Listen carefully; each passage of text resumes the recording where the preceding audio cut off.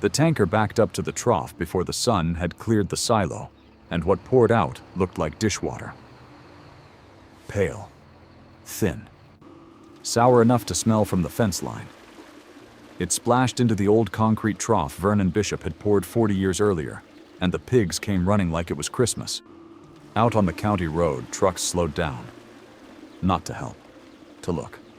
Gary Ostrand rolled his window down, looked at the woman standing knee-deep in mud pouring a creamery's leftovers to her hogs, and shook his head the way you shake your head at something you've already decided is a shame. Everybody in that part of Greene County knew Loretta Bishop had finally lost the thread.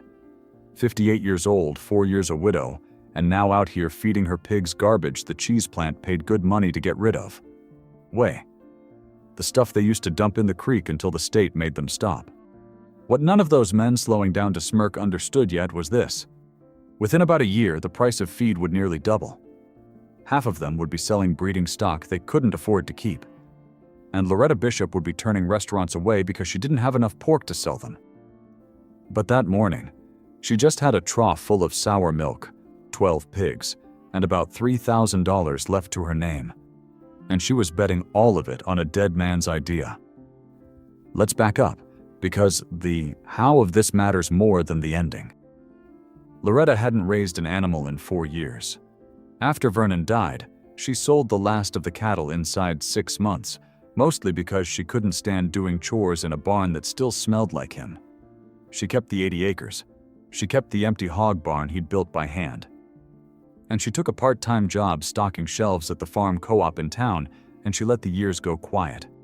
If you've ever watched somebody you love get old and lost at the same time, you know there's a particular kind of grief in it. Not sharp, just heavy. Loretta would tell you, if she trusted you, that she'd started to think of herself as something that was mostly used up. A field that had already given its last good harvest. If stories about people rebuilding something out of what everyone else threw away are the kind you stick around for, subscribe. And tell me in the comments where you're watching from tonight. Because what turned this around wasn't luck, and it wasn't a rescue. It started with a sentence her husband left her.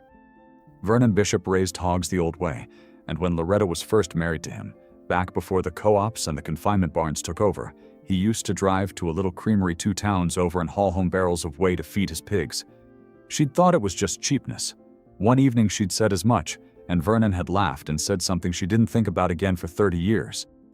Anybody can raise a hog on bought feed, he told her. The good farmers are the ones who can see the meal everybody else is pouring down the drain. She found those words again on a Tuesday at the co-op, listening to 2 dairymen complain about a cheese plant. The plant was Lang Creamery, and the thing they were complaining about was whey. For every pound of cheese a plant like Lang's makes, it's left with roughly 9 pounds of whey. Thin, greenish, loaded with lactose. You can't pour it down a drain, because it's got such a high oxygen demand that it'll suffocate a creek, kill everything in it, which is exactly why the Clean Water Act stopped plants from dumping it decades ago. So Curtis Lang paid to have thousands of gallons of the stuff hauled off every single week. It was a cost with no bottom. And Loretta Bishop, standing in the feed aisle, heard her husband's voice. She drove out to Lang Creamery the next morning. Curtis Lang was a busy man with a thin margin plant and a chronic headache named whey, and when a widow he half-remembered offered to take some of it off his hands for free, he thought she was doing him the favor. He didn't charge her a dime. He was, if anything, relieved. He figured she'd quit inside a month, like everybody who tried something out of an old-timer's playbook. That was the deal. No contract. A handshake and a promise she could back a trailer up to his outflow tank 3 mornings a week. Then the real work started, and this is the part nobody pictures. Whey is mostly water. Better than 9 parts in 10. So it doesn't replace feed. It stretches it.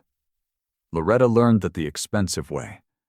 She'd read enough to know whey had real value in it, energy and protein and minerals, and that pigs digest it easily. What she didn't know was that you can't just let a hog fill up on it. Her first week, she let the pigs drink all they wanted, and by the 3rd day half of them had scours so bad she was up at 2 in the morning with a flashlight, certain she'd killed them. She called the extension office. A swine specialist named Dana Okafor walked her through it. Whey ferments fast. A warm day or two, and it turns. And a pig's gut needs time to adjust to that much lactose. Ease them onto it. Keep it fresh. Balance it with grain and a little protein so they're building muscle, not just filling up on sugar water. Loretta lost 2 of her 12 pigs that first month. 17% gone to a mistake she never made again. She built a routine around the one thing the whey demanded. It had to be used fresh. She hauled it in the cool of the morning, fed it the same day, scrubbed the tank so it wouldn't sour on her. She learned to read her pigs. A sluggish hog, a pig off its feed. The way Vernon must have. And slowly, the animals in that barn started to look like something. Not like commodity hogs. Better. Fat marbled through the meat, a richness that comes from a whey diet. The same reason the pigs of Parma, Italy, have been fed cheese whey for centuries to make the most famous ham in the world. Loretta didn't know that history yet. She just knew her pork tasted like nothing from a store. Her first sale was 4 cuts to a neighbor, out of a cooler, for cash. But the sale that changed things came the next fall, when a farm-to-table chef from Madison named Daniel Roth drove 90 minutes on a tip. He grilled 1 chop. Then he ordered a whole hog, and asked how many she could raise a year.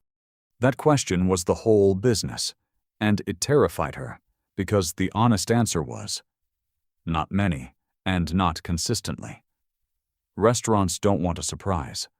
They want the same thing, the same quality, every week. To give Roth that, Loretta had to grow. More pigs, more whey, more dependence on one supply she got on a handshake from a man who could change his mind any morning he wanted. She grew anyway. By her second year, she was finishing around 30 hogs, selling whey-fed pork as cuts at the farmer's market and whole animals to 3 restaurants, at prices no commodity hog could touch. Gary Ostrand, who ran 200 conventional hogs down the road, called it a hobby. Curtis Lang kept handing over the whey for free, glad as ever to be rid of it. Everybody was comfortable. Loretta was building something real, quietly, on top of a foundation that belonged to somebody else. Then, in the late winter of 2022, a war broke out on the other side of the world, and it reached all the way into a hog barn in Wisconsin. Russia invaded Ukraine, 2 of the biggest grain exporters on Earth, and the price of feed went vertical. Soybeans hit their highest price in a decade. Corn climbed with them. Feed is the single biggest cost of raising an animal, and overnight it got so expensive that conventional hog men were losing money on every pig they finished. Gary Ostrand stopped laughing. He started selling breeding stock he couldn't afford to feed. And Loretta Bishop sat in her barn and did the math and realized her feed bill had barely moved. Because the thing that fed her pigs wasn't soybeans from a war zone. It was whey from a cheese plant 8 miles away. The garbage the whole county had laughed at was suddenly the cheapest, most valuable feed in the valley. She should have been safe. Instead, the same spike that saved her put a target on her back. Because whey was valuable now to everybody. And a big confinement operation 2 counties over. The kind of outfit that finishes 10,000 hogs a year. Did the same math Loretta had, and offered Curtis Lang something he'd never had before, cash. Real money, by the tanker load, for the very waste he'd been paying to get rid of. Curtis drove out to Loretta's place on a gray morning to tell her himself. He wasn't cruel about it. He was almost apologetic. But he had a plant running on razor margins and a standing offer to turn his single biggest cost into income, and a handshake with a widow wasn't going to outweigh that. He told her he could either sell his whey to the big operation, or she could match their price, pay him by the gallon, for what she'd been getting free. Loretta ran the numbers that night at the kitchen table, and neither answer worked. Pay Curtis's price and her margin. The whole reason her pork was worth raising. Vanished. Lose the whey, and she lost her feed base entirely, right when feed everywhere else was unaffordable, and Chef Roth had just asked her to double his order. 2 roads, both of them off a cliff. And then she thought about the 2 o'clock morning with the flashlight, and the thing Whey had taught her that first month. The thing that was true no matter how much anyone was willing to pay. Whey sours. Fast. That confinement operation was 2 counties away. To use raw liquid whey, you have to feed it fresh within a day before it turns. Or you have to spend a fortune drying and processing it into powder, which a cheese plant like Curtis's had no equipment to do. A tanker of whey hauled 2 counties on a warm day doesn't arrive as feed. It arrives as spoiled high BOD waste, the exact liability Curtis was trying to get rid of in the first place.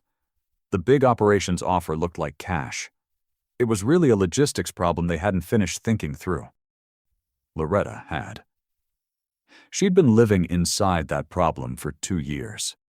So she didn't match their price, and she didn't beg.